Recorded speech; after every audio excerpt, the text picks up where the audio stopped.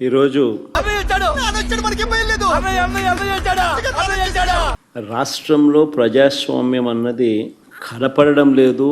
ఏం మాట అయితే వినకూడదు అనుకున్నా అదే విన్నానయ్యా. నేను ఏదైతే చూడకూడదు అదే చూశానయ్యా. ప్రజాస్వామ్యం పూర్తిగా లేని పరిస్థితి రాష్ట్రంలో ఉంది అని చెప్పడానికి చెప్పేటివన్నీ శ్రీరంగ నీతులు, చేసేటివన్నీ దొమ్మల గుడిసెల్లోకి దూరడం. నిన్న జరిగిన ఎన్నికలే ప్రత్యక్ష ఉదాహరణ. జోకులు బాగా వేస్తావే.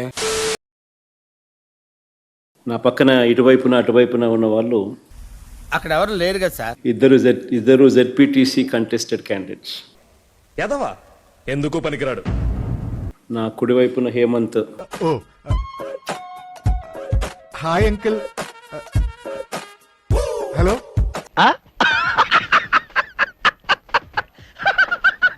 పులివెందుల జెడ్పీటీసీ, పులివెందుల రూరల్ మండలానికి జెడ్పీటీసీ కంటెస్టెడ్ క్యాండిడేట్. చూసాను. ఇటు పక్కన సుబ్బారెడ్డి ఒంటిమిట్ట జెడ్పీటీసీ స్థానానికి కంటెస్టెడ్ క్యాండిడేట్. చూడడానికి ఎలా ఉందో తెలుసా? పనికి మాలిన వాళ్ళందరూ చోట చేరి మాకు పని లేదు అని ప్రపంచానికి చాలా కలర్ఫుల్ గా చెప్తున్నట్టుంది. రాష్ట్రంలో ఇవాళ ఎలాంటి పరిస్థితులు ఉన్నాయి అని చెప్పడానికి అంతా బాగానే ఉంది. నిజంగా ఈ రెండు ఎలక్షన్లు ఒక ఉదాహరణ. దీన్ని ఏమన్నది సన్నాస దరిద్రుడా? అసలు మొట్టమొదటిసారిగా బహుశా రాష్ట్ర చరిత్రలో ఎప్పుడు జరిగి ఉండదేమో. తమ్ముడు, నీకేదో కిరికిరి పంచాయతీ పెట్టాలని సార్ కోరుకున్నట్టున్నది. అదేం జరగదు, నువ్వు దురాశ పడకు, ఊకోయిక చాలు. బూతుల్లో పార్టీకి సంబంధించిన ఏజెంట్ లేకుండా ఎవరు చెప్పారు? ఎవరో చెప్తే నమ్ముతా నేను. వాళ్ళే చెప్పారు. కర్మరా బాబు. వైఎస్ఆర్సీపీ ప్రతిపక్ష పార్టీ. ఇది ఎప్పుడు పెట్టారు? జస్ట్ ఇప్పుడే పెట్టాం సార్. పులివెందుల రూరల్లో జరిగిన జెడ్పీటీసీ స్థానానికి జరిగిన ఎన్నికల్లో అయన్నొద్దు, పాయింట్కి రా. ఆశ్చర్యం ఏమిటంటే బూతుల్లో వైఎస్ఆర్సీపీ ఏజెంట్ లేడు. నాకు ఆశ్చర్యం వేసింది. మొదట బాధ వేసింది, తర్వాత భయం వేసింది, ఆ తర్వాత నా మీద నాకే అసహ్యం వేసింది. నాకు కూడా. వైఎస్ఆర్సీపీకి సంబంధించిన ఏజెంట్ బూత్లో కూర్చోకుండా బూత్ దగ్గరికే మనిషి పోలేని పరిస్థితిలో బూత్లో ఏజెంటే లేకుండా ఎన్నికలు రిగ్గింగ్ చేసినారు. ఎంత ఘోరం జరిగిపోయిందిరా. అసలు ఎన్నికల్లో బూత్ ఏజెంట్కు సంబంధించిన విధులు, బాధ్యతలు, హక్కులు ఏమిటి తెలుసా? నాకు తెలీదండి.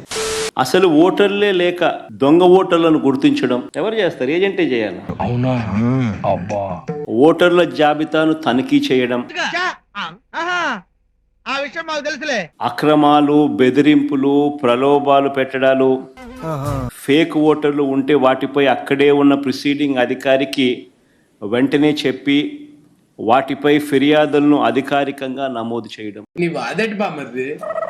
చంద్రబాబు నాయుడు గారికి గట్టిగా హితవు పలుకుతా ఉన్నా. చెప్పి తగలడు. మీరు చేస్తా ఉన్నది చాలా అంటే చాలా దౌర్భాగ్యమైన పని. నాయుడు గారు, మీరు చేసేది తప్పు తెలిసయ్యా, కానీ మానలేకపోతున్నా. ఏం చేయమంటావు? తప్పుడు పునాదులకు మీరు వేస్తా ఉన్నారు. తప్పుడు పునాదులు వేస్తా ఉన్నారు. మరి ఎందుకు అట్లా మాట్లాడుతున్నాడు? I don't like this interrogation tone. ఇది రేపొద్దున వృక్షం అవుతుంది. మీరు చేసే ప్రతి పని మీకు చుట్టుకుంటుంది. బాబోయ్, అలా భయపెట్టకండి అంకుల్. ఏదో చిన్న పిల్లలు ఇలాగే బ్రతకలేమండి అంకుల్, ప్లీజ్.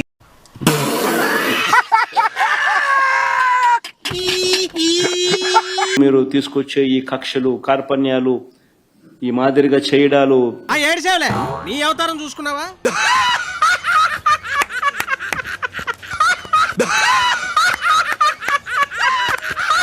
దుర్మార్గాలు ఇవన్నీ కూడా రేపొద్దున మీకు చుట్టుకుంటాయి.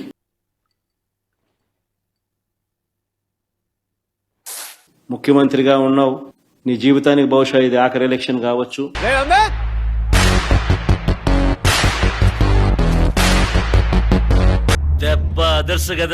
రామకృష్ణ అని అనుకునే ఈ వయసులో ఈశ్వరుడు నోరిచ్చాడు కదా అని చెప్పి ఇష్టం వచ్చినట్టు వాగేయడమే.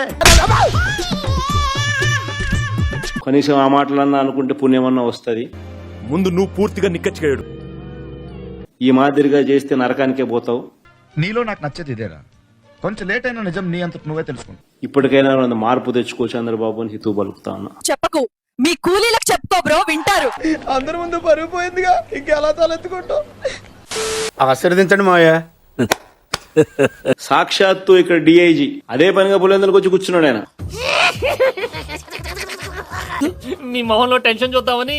అమ్మో నీలో శాడిజం కూడా ఉందన్నమాట. నేను రాత్రి నుంచే దౌర్జన్య కాండ స్టార్ట్ దగ్గరుండి ఆయన సమక్షంలోనే జరిగించినాడు. అదెవరు చెప్పారు? అదెవరో చెప్తే నమ్ముతా నేను?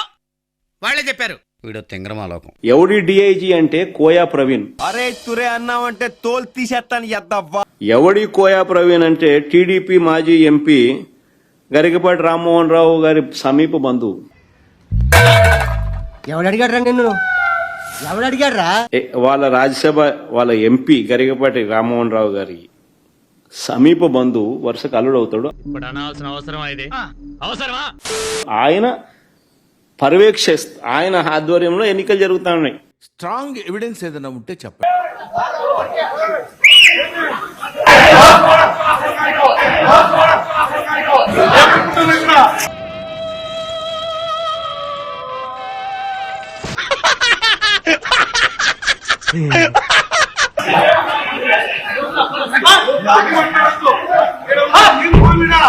చూస్తున్నా, అన్ని అబ్జర్వ్ చేస్తున్నా. కాల్చి పారేస్తా నా కొడక. అంతేనా? మండుతున్నట్టుంది. మండదా తమ్ముడు, మండదా అన్న, మండదా అక్క, మండదా చెల్లి. సారీ.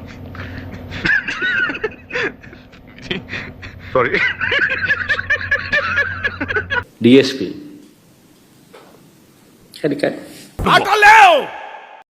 మాట్లాడుకోవటాలు లేవు. ఈ రాహుల్ గాంధీ అనే వ్యక్తి ఏదైతే చెప్తా ఉన్నారో, ఎందుకు ఈ రాహుల్ గాంధీ అనే వ్యక్తి ఆంధ్ర గురించి ఎందుకు మాట్లాడడం లేదు చెప్పు. మాకు తెలియదు సార్, మీరు దేశ ముదురు కాబట్టి చెప్పండి. మీరు ముదురు కదా, మీరు అందరు నాకుతుంటారు కదా. చంద్రబాబు నాయుడుతో హాట్ లైన్లో టచ్లో ఉన్నాడు కాబట్టి మాట్లాడడం. నీకెలా తెలుసు? ఏమో నాకు అన్నాళ్ళు తెలిసిపోతే అంతే. చంద్రబాబు నాయుడు గురించి ఎందుకు మాట్లాడు? కారణం హాట్ లైన్. నీలాంటి దరిద్రపు కొట్టి విధం నేను ఎక్కడ చూడలేదురా. వీడు మనిషి పశువా? చంద్రబాబు రేవంత్ కాంగ్రెస్ హైకమాండ్.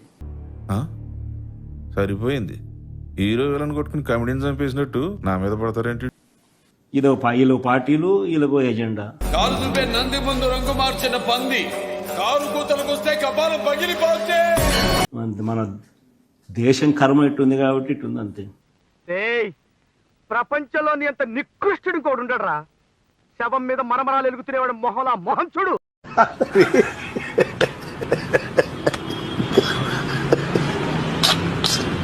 మన దేశం కర్మ ఇట్టుంది కాబట్టి ఇట్టుంది అంతే. ప్రపంచంలోని అంత నికృష్టుడు కూడా ఉండడరా. శవం మీద మరమరాలు ఎలుగుతునేవాడు మొహలా మొహం చూడు. ఈ కార్యక్రమం ఇంతటితో సమాప్తం. రేపు ఇదే అలవాసులపై మళ్ళీ కలుసుకుందాం. అంతవరకు సెలవా మరి.